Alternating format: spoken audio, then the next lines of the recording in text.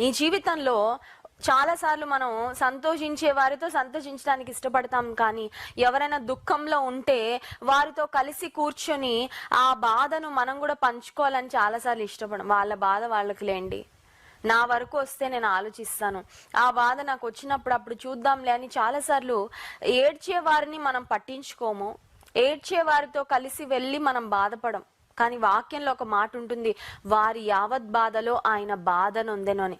మనం బాధించబడుతున్నప్పుడు, మనం బాధపడుతున్నప్పుడు యేసుక్రీస్తు ప్రభు మన బాధను ఆయన అర్థం చేసుకునేవాడు.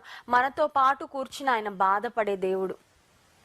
ఏడ్చు వారితో ఏడుబుడి. నువ్వు ఇతరులను ఆదరించాలంటే కొన్నిసార్లు దుఃఖంలో ఉన్న వారికి వెళ్ళి 2 మాటలు చెప్పడం కంటే వారితో పాటు కూర్చొని 2 కన్నీటి చుక్కలు నువ్వు రాల్చగలిగితే, అంటే మీ బాధలో మేము ఉన్నాము మీతో, మీ బాధను వి ఫీల్ యువర్ పెయిన్, మీ బాధను మేము కూడా అనుభవించగలుగుతున్నాం, మీ బాధను మేము కూడా చూడగలుగుతున్నాము అని మీరు చెప్పగలిగితే ఆ ప్రెజెన్స్ అదే వారికి గొప్ప ఆదరణను కలుగచేస్తుంది.